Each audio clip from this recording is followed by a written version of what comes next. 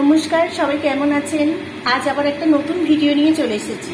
আজ বানাবো সুস্বাদু চিকেন কষা। তার জন্য আমি কড়াইতে সাদা তেল দিয়ে নিয়েছি, এখানে অল্প পেঁয়াজ বেটে নিয়েছি, এখানে টক দই নিয়েছি, এতে অল্প একটু চিনি মিশিয়ে নিয়েছি, এখানে অল্প পেঁয়াজ কুচি নিয়েছি, রসুন গোটা নিয়েছি, আলু কুচিয়ে নিয়েছি, আর এখানে ফোড়নের জন্য আমি গরম মশলা নিয়েছি। এটা তেলের মধ্যে প্রথমে দিয়ে দেব, তারপর আলুগুলো আমি লাল করে ভেজে তুলে রাখবো। এখানে চিকেনটা আমি নুন, হলুদ, গোলমরিচ আর কাশ্মীরি লঙ্কা দিয়ে ম্যারিনেট করে রেখেছি, অল্প সাদা তেলও দিয়ে দিয়েছি।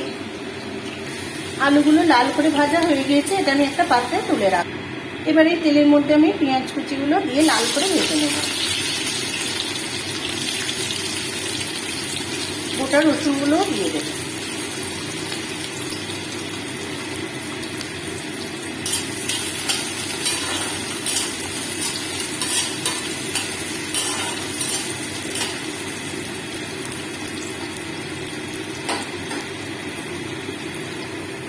পেঁয়াজটায় রং ধরে গিয়েছে, এর মধ্যে আমি এবার পেঁয়াজ বাটাটা দেব।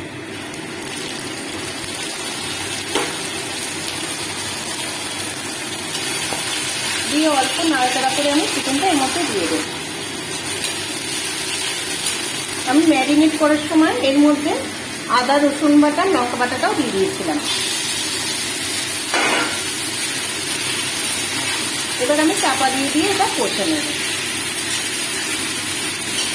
মাঝে মাঝে চাপা খুলে একটু নেড়ে নেব। দেখুন চিকেনটা তেল ছেড়ে দিয়েছে। এবার এর মধ্যে আমি ভেজে রাখা আলুগুলো দিয়ে দেবো।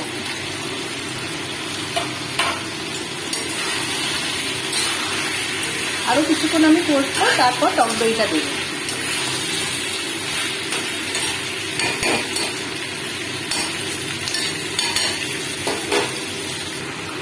এবারে চিকেনের মধ্যে আমি টক দইটা দিয়ে দেবো। আমি চিকেনে অল্প একটু গরম জল অ্যাড করে দিয়েছি, দিয়ে এটা 15 মিনিট মতো চাপা দিয়ে সিদ্ধ করে নেব। রেডি হয়ে গেছে আমার স্পেশাল চিকেন কষা। উপর থেকে আমি গরম মশলা ছড়িয়ে দিয়েছি।